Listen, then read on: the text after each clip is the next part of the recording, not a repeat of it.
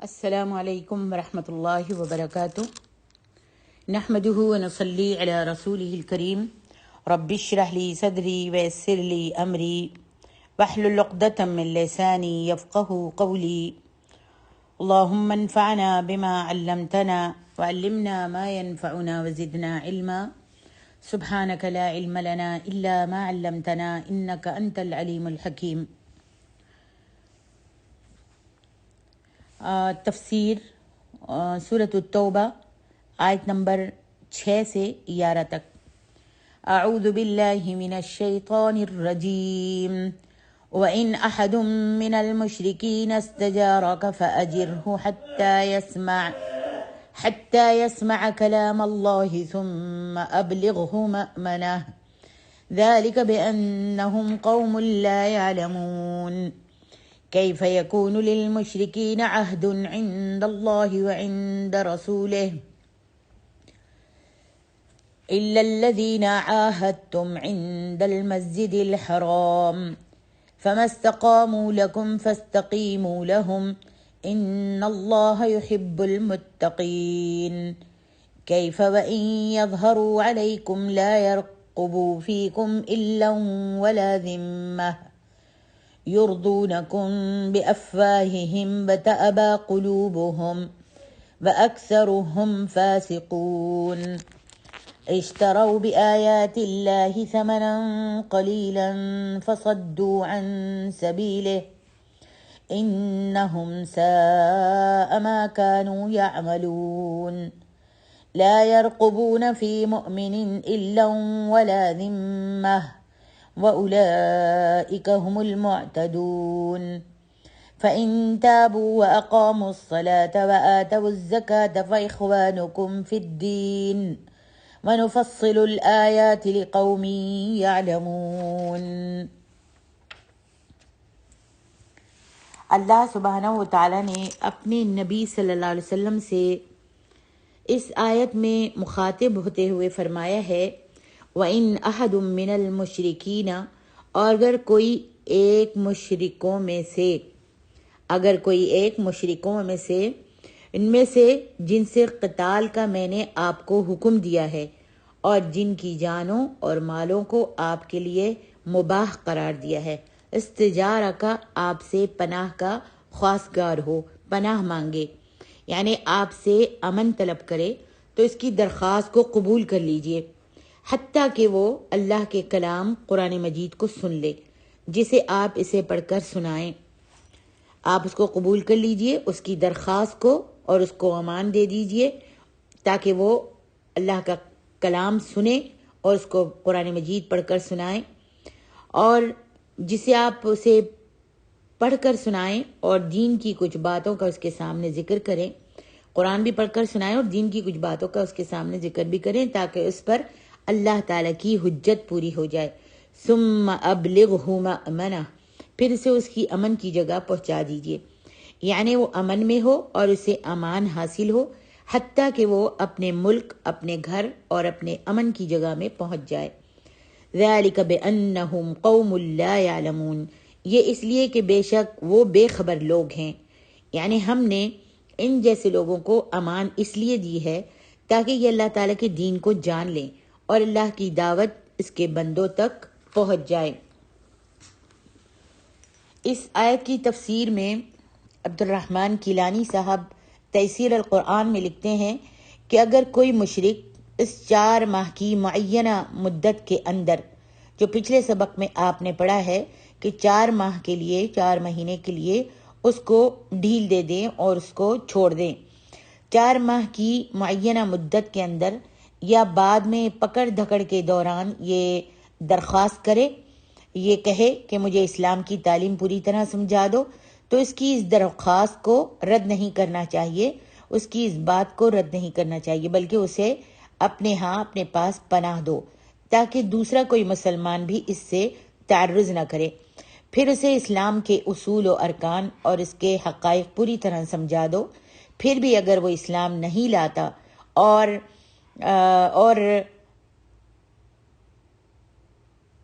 ضد کرتا ہے اور عناد کرتا ہے تو وہیں اس کو قتل مت کرو،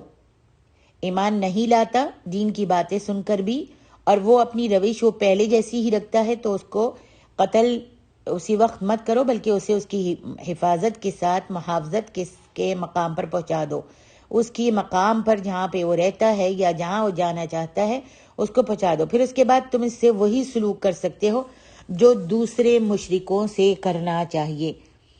یہ رعایت اس لیے دی گئی کہ کسی مشرک کے لیے اتمام حجت کا عذر باقی نہ رہے۔ چنانچہ امان بھی دراصل وعدے کو پورا کرنے کی ہی ایک قسم ہے۔ امان جو ہے وعدے کو پورا کرنے کی ایک قسم ہے، جس میں پناہ لینے والے کو یہ یقین دلایا جاتا ہے کہ پناہ دینے والا اس کی جان و مال کی دشمنوں سے حفاظت کی ذمہ داری لیتا ہے، اور وہ خود بھی اسے کسی قسم کا نقصان نہیں پہنچائے گا۔ مسلمانوں کا اس قسم کا وعدہ پورا کرنا یا امان کی پاسداری اس قدر زور عام ہو چکی تھی، لوگوں کی زبانوں پر تھی، کہ دشمنوں نے بعض دفعہ مسلمانوں کی کسی واقعے سے لا علمی سے فائدہ اٹھا کر امان حاصل کی اور اس سے عظیم فائدے حاصل کیے، اور مسلمان جو پناہ دے چکے تھے یہ جاننے کے باوجود کہ یہ امان مکر و فریب سے حاصل کی گئی ہے، اپنا نقصان اٹھا کر بھی اس عہد کو پورا کرتے تھے۔ اور اس سے بھی بڑھ کر یہ کہ اگر صرف ایک مسلمان، خواہ وہ آزاد ہو یا غلام ہو یا عورت ہو، کسی کو پناہ دے دے، ایک مسلمان خواہ وہ مسلمان آزاد ہو یا غلام ہو یا عورت ہو، اگر کسی کو پناہ دے دے تو وہ تمام مسلمانوں کی طرف سے امان سمجھی جائے گی۔ فتح مکہ کے موقع پر جس طریقے سے یہ حدیث سے واضح ہوتا ہے کہ ایک عورت کی امان کے سلسلے میں حدیث سے واضح ہوتا ہے کہ فتح مکہ کے موقع پر ام ہانی نبی صلی اللہ علیہ وسلم کے پاس گئیں۔ اس وقت آپ صلی اللہ علیہ وسلم پردے کے پیچھے غسل فرما رہے تھے۔ آپ صلی اللہ علیہ وسلم نے پوچھا کون ہے؟ ام ہانی کہنے لگی میں ام ہانی ہوں۔ پھر ام ہانی نے عرض کیا اے اللہ کے رسول صلی اللہ علیہ وسلم، میری ماں کے لڑکے علی یہ کہتے ہیں، یعنی میری ماں کا بیٹا علی جو ہے وہ یہ کہتا ہے کہ وہ بحیرہ ام ہانی کے خاوند کا نام تھا کہ وہ بحیرہ کے لڑکے کو قتل کر دیں گے، جبکہ میں اس کو پناہ دے چکی ہوں۔ نبی علیہ الصلوۃ والسلام نے فرمایا ام ہانی جس کو تم نے پناہ دی ہم نے بھی اس کو پناہ دے دی ہے۔ یہ بخاری میں قصہ موجود ہے۔ مسلمانوں کی اس وعدے کی پابندی کی بنا پر دشمن دھوکہ دے کر بھی امان حاصل کر لیتے تھے۔ اللہ اکبر۔ اور اس طرح کے کئی واقع ہیں جو بھرے پڑے ہیں، انشاءاللہ میں آگے آپ کو بتاؤں گی۔ آگے اللہ رب العالمین ارشاد فرماتے ہیں، جس طریقے سے ابن ابو نجیح نے امام مجاہد سے اس آیت کی تفسیر میں روایت کیا ہے کہ اللہ تعالیٰ نے اپنے نبی سے یہ فرمایا ہے کہ اگر ایک انسان آپ کے پاس آئے تاکہ آپ کی بات کو اور جو کچھ آپ پر نازل ہوا ہے اسے سنے تو وہ امن میں ہے، حتیٰ کہ وہ آپ کے پاس آ کر اللہ کے کلام کو سن لے، پھر اپنے امن کی اس جگہ واپس چلا جائے جہاں سے وہ آیا تھا۔ یہی وجہ ہے کہ نبی علیہ الصلوۃ والسلام اس شخص کو امان دے دیتے تھے جو آپ کے پاس رہنمائی حاصل کرنے کے لیے یا کوئی پیغام لے کر آتا، جیسا کہ حدیبیہ کے دن آپ کے پاس قریش کے قاصدوں کی ایک جماعت آئی تھی، مثلا عروہ بن مسعود اور سہیل بن عمرو وغیرہ۔ یہ لوگ نبی علیہ الصلوۃ والسلام کی خدمت میں یکے بعد دیگرے اس قضیے کے سلسلے میں آئے تھے۔ یہ لوگ نبی صلی اللہ علیہ وسلم کی خدمت میں اس قضیے کے سلسلے میں آئے تھے جو آپ کے اور مشرکین کے درمیان تھا۔ انہوں نے جب یہ دیکھا کہ حضرات صحابہ کرام رضی اللہ عنہم نبی علیہ الصلوۃ والسلام کی بے پناہ تعظیم کرتے ہیں تو وہ اس سے مبہوت رہ گئے، حیران و پریشان رہ گئے، کیونکہ انہوں نے اس طرح کی تعظیم نہ قیصر کی دیکھی تھی اور نہ دنیا کے کسی اور بڑے سے بڑے بادشاہ کی دیکھی تھی، اور انہوں نے واپس جا کر اپنی قوم کو بھی اس کے بارے میں بتایا تھا، اور یہی باتیں ان میں سے اکثر لوگوں کی ہدایت کا بڑا سبب ثابت ہوئی تھیں۔ مسلمہ کذاب کا قاصد جب نبی علیہ الصلوۃ والسلام کی خدمت میں حاضر ہوا تو آپ نے اس سے پوچھا آپ نے اس سے پوچھا اتشہد انت ان مسلمۃ رسول اللہ، کیا تو اس بات کی گواہی دیتا ہے کہ مسلمہ جو ہے اللہ کا رسول ہے؟ اس نے کہا ہاں یا رسول اللہ صلی اللہ، ہاں اس نے کہا ہاں میں گواہی دیتا ہوں کہ مسلمہ جو ہے اللہ کا رسول ہے۔ نبی علیہ الصلوۃ والسلام نے فرمایا لولا ان الرسل لا تقتل لضربت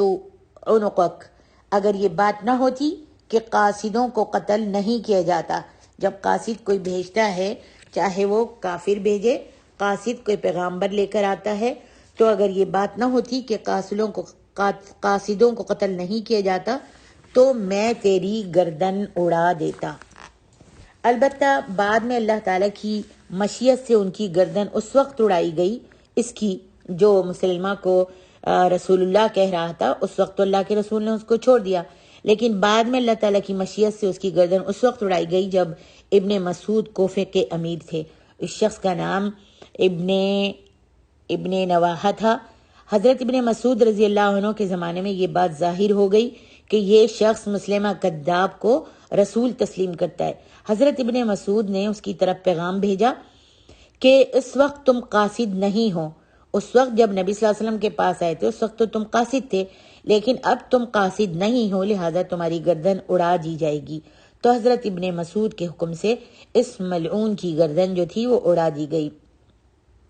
الغرض دار الحرب سے اگر کوئی کافر دار الاسلام میں پیغام پہنچانے، تجارت کرنے، صلح طلب کرنے، معاہدہ کرنے یا جزیہ وغیرہ ادا کرنے کے لیے آئے اور امام وقت یا ان کے نائب سے امان طلب کرے، تو جب تک وہ دار الاسلام میں رہے گا اسے امان دے دی جائے گی، حتیٰ کہ وہ اپنے وطن اور امن کی جگہ میں واپس چلا جائے۔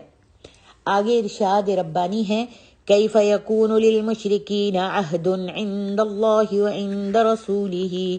الا الذین عاہدتم عند المسجد الحرام۔ اللہ سبحانہ وتعالیٰ نے مشرکوں سے بیزاری، 4 ماہ کی مہلت،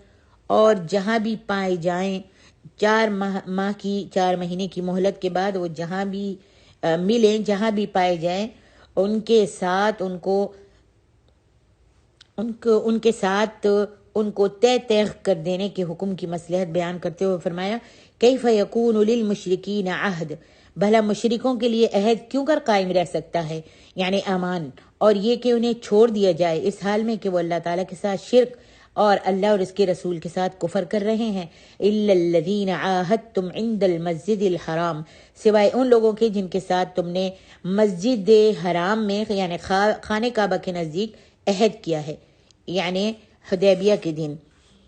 فَمَا اسْتَقَامُوا لَكُمْ فَاسْتَقِيمُوا لَهُمْ، پھر اگر وہ اپنے عہد پر قائم رہے تو تم بھی اپنے قول و قرار پر قائم رہو، یعنی جب تک وہ تم سے جنگ نہ کرنے کے عہد و پیمان پر 10 برس تک قائم رہیں۔ ان اللہ یحب المتقین، بے شک اللہ سبحانہ و تعالیٰ پرہیزگاروں کو دوست رکھتا ہے۔ نبی علیہ السلام اور مسلمانوں نے ایسا ہی کیا، اور انہوں نے اہل مکہ کے ساتھ 6 ہجری میں جو عہد و پیمان کیا تھا وہ نبی علیہ السلام نے نبھایا، یہاں تک کہ قریش نے اس کو توڑا اور اپنے حلیف بنو بکر سے نبی صلی اللہ علیہ وسلم کے حلیف خزاعہ پر حملہ کر دیا، بلکہ حرم میں انہیں قتل بھی کیا۔ تو اسی بنا پر نبی علیہ السلام نے رمضان 8 ہجری میں ان سے لڑائی کی، اور اس کے نتیجے میں اللہ تعالیٰ نے مکہ فتح کرا دیا اور کافروں پر اپنے رسول اور مسلمانوں کو غلبہ اور تسلط عطا فرما دیا۔ وَلِلَّهِ الْحَمْدُ وَالْمِنَّةُ۔ نبی علیہ السلام نے غلبہ اور تسلط حاصل کرنے کے بعد ان میں سے مسلمان ہونے والوں کو آزاد کر دیا، اور یہ طلقاء کے نام سے موسوم ہوئے، اور یہ 2000 کے قریب تھے، اور ان میں سے جو اپنے کفر پر برقرار رہا یا فرار ہو گیا تو انہیں 4 ماہ تک کی مہلت دے دی گئی کہ وہ جہاں چاہیں چلے جائیں۔ انہی میں سے صفوان بن امیہ اور اکرمہ بن ابو جہل وغیرہ بھی تھے۔ پھر اس کے بعد اللہ سبحانہ و تعالیٰ نے انہیں اسلام قبول کرنے کی توفیق عطا فرما دی، اور سب تعریفیں اللہ تعالیٰ ہی کی ذات گرامی کے لیے ہیں، اس کے تمام افعال ہی قابل ستائش ہیں، تعریف کے لائق ہیں۔ عبد الرحمن کیلانی صاحب لکھتے ہیں تیسیر القرآن میں اس حدیث کی تشریح میں کہ ان سے مراد وہ 3 مشرک قبائل ہیں جو بنو خزاعہ، بنو کنانہ اور بنو ضمرہ، جو صلح حدیبیہ کے وقت مسلمانوں کے حلیف بنے تھے، اور جب اعلان برات ہوا تو ان سے معاہدے کی میعاد میں ابھی 9 مہینے باقی تھے۔ اس سورت کی آیت نمبر 4 کے مطابق اس مدت میں ان سے تعرض نہیں کیا گیا۔ نیز اس آیت کی روح سے اس بات کی بھی اجازت دے دی گئی کہ کوئی مشرک جب تک اپنے وعدے پر قائم رہتا ہے اس وقت تو تمہیں بہرحال قائم رہنا چاہیے۔ جب وہ اپنے وعدے پر مشرک قائم رہتا ہے تو اس وقت تمہیں بھی ہر حال میں قائم رہنا چاہیے، اور اگر وہ اپنا وعدہ توڑ دیتا ہے تو اس وقت تمہیں بھی مخالفانہ کارروائی کرنے کی اجازت ہے۔ معاہدے کی خلاف ورزی کی ابتدا تمہاری طرف سے نہیں ہونی چاہیے، اور اس کی مثال معاہدہ یا صلح حدیبیہ ہے، جس کی روح سے طے پایا تھا کہ آئندہ مسلمان اور قریش مکہ آپس میں 10 سال تک جنگ نہیں کریں گے، اور جو قبائل مسلمانوں کے حلیف ہیں قریش ان پر بھی کوئی زیادتی نہیں کریں گے، اور جو قریش کے حلیف ہیں ان پر مسلمان کوئی زیادتی نہیں کریں گے۔ اسی معاہدے کی روح سے بنو خزاعہ تو مسلمانوں کے حلیف بنے، اور بنو بکر جو تھے وہ قریش کے حلیف بنے، اور بنو خزاعہ اور بنو بکر کی آپس میں ہمیشہ لگتی رہتی تھی، جھگڑا ہوتا رہتا تھا۔ صلح حدیبیہ کو ابھی سال کا عرصہ بھی نہیں گزرا تھا کہ بنو خزاعہ اور بنو بکر کی آپس میں لڑائی ہو گئی، اور قریش نے معاہدہ حدیبیہ کی خلاف ورزی کرتے ہوئے بنو بکر کو ہتھیار بھی مہیا کیے اور کھل کر ان کا ساتھ بھی دیا، اور بنو خزاعہ کی خوب پٹائی کی۔ بنو خزاعہ کا ایک وفد عمرو بن سالم کی سرگردی میں مدینے میں گیا اور نبی علیہ السلام سے فریاد کی، کہا کہ قریش نے عہد جو ہے وعدہ توڑ ڈالا ہے۔ آپ صلی اللہ علیہ وسلم نے فرمایا، اچھا میں اب تمہاری مدد کرنے میں حق بجانب ہوں گا، میں اب تمہاری مدد کرنے میں صحیح ہوں گا۔ قریش کی عہد شکنی دراصل مسلمانوں کے خلاف اعلان جنگ تھا، تاہم نبی علیہ السلام نے قریش کے سامنے 3 شرطیں پیش کی کہ ان میں سے کوئی ایک قبول کر لی جائے۔ نمبر 1 پہلی شرط یہ تھی بنو خزاعہ کے مقتولین کا خون بہا ادا کیا جائے۔ جب بنو خزاعہ اور بنو بکر کی آپس میں لڑائی ہوئی تو اللہ کے رسول صلی اللہ علیہ وآلہ وسلم نے یہ 3 شرطیں پیش کی اور کہا کہ اس میں سے ایک قبول کر لی جائے۔ بنو خزاعہ کے مقتولین کا خون بہا ادا کیا جائے، قریش بنو بکر کی حمایت سے دستے بردار ہو جائیں،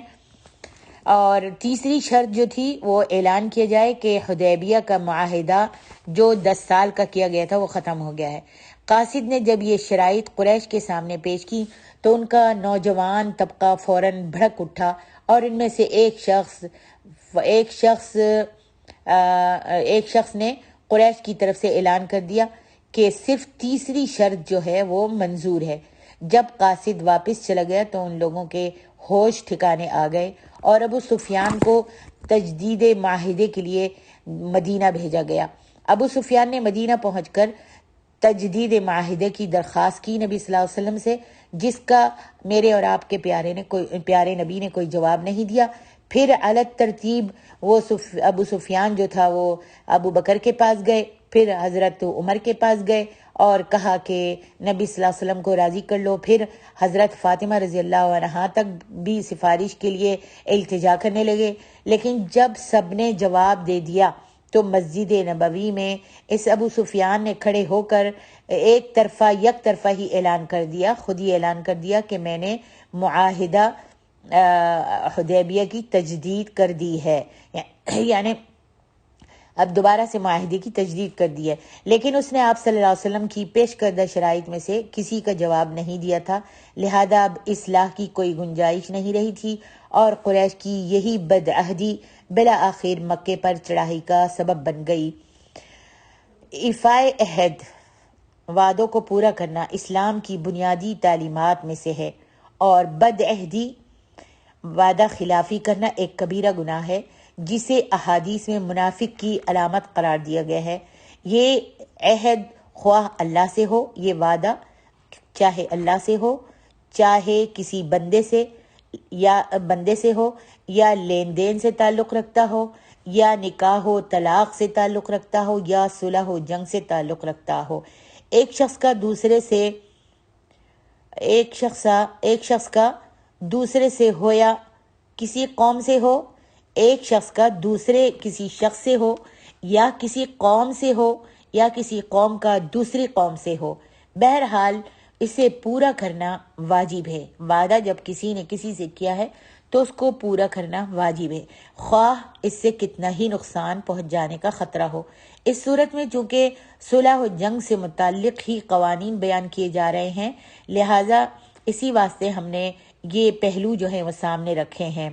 نبی علیہ السلام سے دشمن زندگی بھر بد عہدی اور غداری کرتے رہے، لیکن نبی علیہ السلام نے جوابی کارروائی کے طور پر کبھی بھی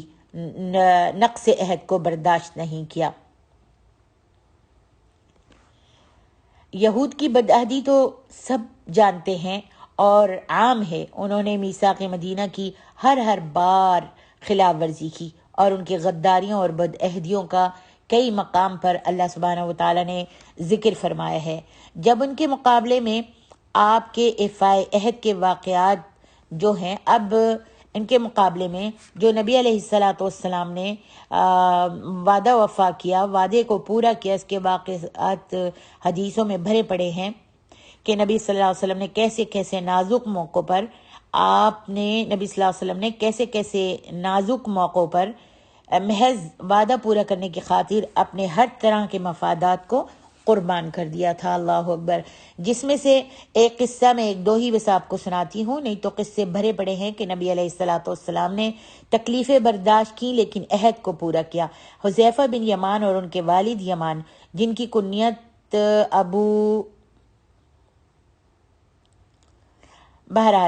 ان کے والد یمان غزوہ بدر میں شرکت کے لیے روانہ ہوئے، مگر راستے میں کفار قریش کے ہتھے چڑھ گئے۔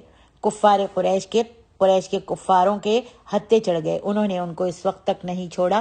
جب تک کہ جنگ میں عدم شرکت کا وعدہ نہ لے لیا، کہ تم جنگ میں شرکت نہیں کرو گے، جب تک کہ یہ وعدہ نہ لے لیا، ان کو نہیں چھوڑا۔ پھر یہ دونوں غزوہ بدر میں نبی صلی اللہ علیہ وسلم سے ملے اور یہ واقعہ بیان کیا، تو آپ صلی اللہ علیہ وسلم نے انہیں فرمایا کہ مدینے چلے جاؤ، اور جنگ کی اجازت نہیں دی، اس لیے کہ تم نے ان سے وعدہ کیا ہے کہ تم جنگ میں شرکت نہیں کرو گے، اب تم مدینے چلے جاؤ، اور جنگ کی اجازت ان کو نہیں دی، اور فرمایا ہم ہر حال میں وعدہ وفا کریں گے، ہم کو اللہ کی مدد درکار ہے۔ اللہ اکبر۔ یہ مسلم میں واقعہ جو ہے موجود ہے۔ حالانکہ اس موقع پر نبی علیہ السلام کو ایک آدمی کی شدید ضرورت تھی، لیکن آپ نے وعدہ جو ہے وہ وعدہ خلافی نہیں کی اور اس کو مجبور کر دیا کہ وہ مدینے میں واپس چلے جائیں۔ اسی طریقے سے دوسرا قصہ ہے صلح حدیبیہ کی شرائط جب لکھی جا چکی تھی، مگر ابھی اس تحریری معاہدے پر دستخط ہونا باقی تھے، کہ قریش کے نمائندہ سہیل جو صلح کرا رہے تھے، سہیل بن عمرو کے بیٹے ابو جندل، جو اسلام لانے کی وجہ سے قید میں ڈال دیے گئے تھے، اسلام لانے کی وجہ سے ابو جندل جو تھے قید میں ڈال دیے گئے تھے، قید سے فرار ہو کر ان کے ہاتھ پیروں میں زنجیریں بندھی ہوئی تھی، مسلمانوں کے پاس پہنچے اور اپنے زخم دکھا کر نبی علیہ السلام سے التجا کر رہے تھے کہ اب مجھ کو واپس نہیں کیجیے، اب میں آپ کے ساتھ جانا چاہتا ہوں۔ سب صحابہ کرام کے دل بھر آئے اور رونے لگے۔ آپ خود بھی رحمت للعالمین تھے، لیکن آپ صلی اللہ علیہ وسلم نے محض وعدے کے پورا کرنے کی خاطر اس کو واپس کر دیا اور کہا ابو جندل صبر کرو، اللہ تمہارے لیے کوئی راہ پیدا کر دے گا۔ اب صلح کی شرط ہو چکی ہے اور اب ہم وعدہ خلافی نہیں کر سکتے۔ یہ قصہ بھی بخاری شریف میں موجود ہے۔ تو ایسے واقعات جو ہیں وہ بھرے پڑے ہیں حدیث میں، کہ آپ نے کافروں کے ساتھ جب بھی کوئی عہد کیا، وعدہ کیا، تو اس کو پورا کیا۔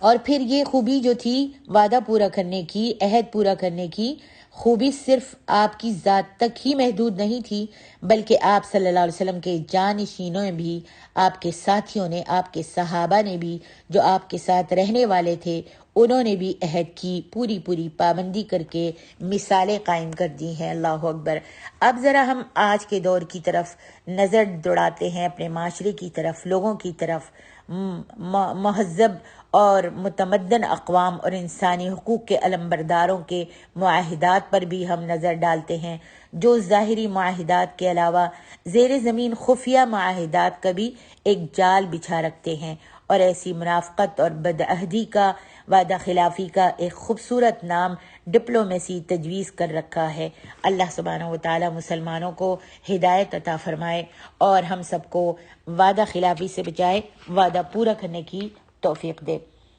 آگے اللہ سبحانہ و تعالی ارشاد فرماتے ہیں، لا يرقبوا فيكم كيف وإن يظهروا عليكم لا يرقبوا فيكم إلا ولا ذمة يرضونكم بأفواههم وتأبى قلوبهم وأكثرهم فاسقون۔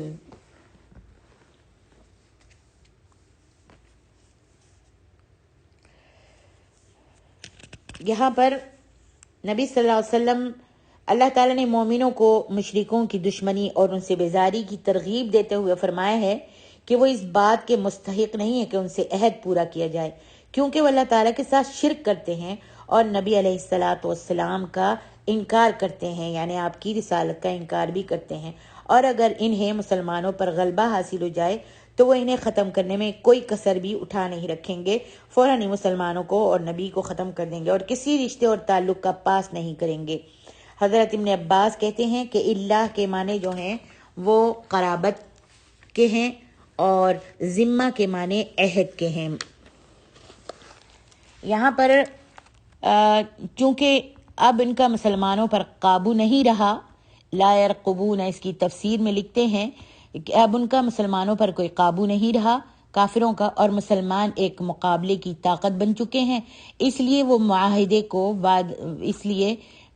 معاہدہ کرنے پر مجبور ہو جاتے ہیں، وعدہ کرنے پر مجبور ہو جاتے ہیں، لیکن اس وقت بھی زبانی دعوے کر کے تمہیں خوش رکھنا چاہتے ہیں، ورنہ ان کے دل جو ہیں ایک منٹ کے لیے بھی اس عہد پر راضی نہیں ہوتے، اور وعدہ شکنی کے لیے مناسب موقع کے انتظار میں رہتے ہیں، طاق میں رہتے ہیں، پھر جب انہیں ایسا کوئی موقع میسر آ جاتا ہے تو پھر انہیں نہ اپنا عہد یاد رہتا ہے اور نہ ہی قرابت کا خیال آتا ہے۔ ایسی بد عہد، وعدہ خلافی اور دغا باز قوم سے اللہ اور اس کے رسول کا کیا عہد ہو سکتا ہے؟ جب وہی عہد کو پورا نہیں کرتے اور دغا باز قوم ہیں اور وعدے خلاف ہیں، منافق ہیں، مشرک ہیں، تو پھر ایسی قوم سے اللہ اور اس کے رسول کا کیا عہد ہو سکتا ہے؟ آگے ارشاد ربانی ہے، اشتروا بآیات اللہ ثمنا قلیلا فصدوا عن سبیلہ۔ اشتروا بآیات اللہ، اللہ سبحانہ و تعالیٰ نے مشرکوں کی مذمت اور مومنوں کو ان کے خلاف جہاد کی ترغیب دیتے ہوئے فرمایا، انہوں نے اللہ کی آیات کو تھوڑی سی قیمت میں بیچا، یعنی اللہ تعالیٰ کی آیات کی اتباع کے بدلے انہوں نے ذلیل دنیا کے امور میں مشغولیت اختیار کر لی ہے۔ فصدوا عن سبیلہ، پھر انہوں نے لوگوں کو اس اللہ کے راستے سے روکا، یعنی مومنوں کو اتباع حق سے روکا۔ انہم ساء ما کانوا یعملون لا یرقبون فی مؤمن الا ولا ذمہ۔ کچھ شک نہیں کہ جو کام یہ کرتے ہیں وہ برے کام ہیں، یہ لوگ کسی مومن کے حق میں نہ تو رشتہ داری کا پاس کرتے ہیں، نہ کسی وعدے کا۔ فرمائے ایک طرف تو اللہ کی آیات ان کو بھلائی، راستے، عہد کی پابندی کی دعوت دیتی ہیں، اللہ کی آیات ان کو بھلائی اور سیدھے راستے کی، عہد کی پابندی کی دعوت دیتی ہیں، اور دوسری طرف ان کے کچھ ذاتی مفادات وابستہ ہوتے ہیں، اور وہ چند روزہ دنیاوی فائدے کے حصول کی خاطر اپنی خواہش نفس کی پیروی کو ترجیح دیتے ہیں، اور سب اخلاقی اقدار اور اللہ کے احکام کو اپنے مفادات کی بھیٹ چڑھا دیتے ہیں۔ پھر وہ اسی پر بس نہیں کرتے بلکہ دوسروں کو بھی مسلمانوں سے بد عہدی پر، وعدہ خلافی پر اکساتے ہیں اور اسی راہ پر چلنے کی دعوت دیتے ہیں جس پر وہ خود چل رہے ہوتے ہیں۔ ربط مضمون کے لحاظ سے تو اس جملے کا یہی مفہوم ہے، تاہم اس کے الفاظ جو ہیں وہ عام ہیں، اور ان الفاظ سے کافروں کی ہر معاندانہ کوشش مراد لی جا سکتی ہے جس کے ذریعے وہ اسلام کے راستے میں روک بن جاتے ہیں، اور ایسی کوششیں کئی قسموں کی ہو سکتی ہیں، جن کا قرآن میں اللہ سبحانہ و تعالیٰ نے جا بجا ذکر فرمایا ہے. فرمایا فَإِن تَابُوا أَقَامُوا الصَّلَاةَ وَآتَوُا الزَّكَاةَ فَإِخْوَانُكُمْ فِي الدِّينِ وَنُفَصِّلُ الْآيَاتِ لِقَوْمٍ يَعْلَمُونَ. اللہ اکبر.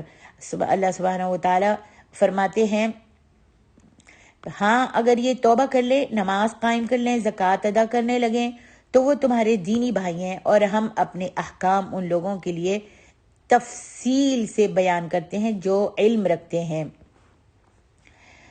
اس کی تفسیر میں لکھتے ہیں اس آیت کی کہ اس سورت کی آیت نمبر 5 میں فرمایا تھا، جیسا کہ اس سورت کی آپ نے آیت نمبر 5 میں اس کی تفسیر پڑھی ہے کہ اگر مشرک لوگ توبہ کر لیں، نماز قائم کر لیں، زکوٰۃ ادا کر لیں تو ان کی راہ چھوڑ دو، یعنی اب ان کے اموال اور ان کی جانیں تمہارے ہاتھوں سے محفوظ ہو گئیں. اور اس آیت میں یہاں پہ اللہ فرما رہا ہے کہ اگر وہ تینوں شرائط پوری کر لیں تو صرف یہی نہیں کہ ان کے جان و مال محفوظ ہو جائیں گے، بلکہ وہ اسلامی برادری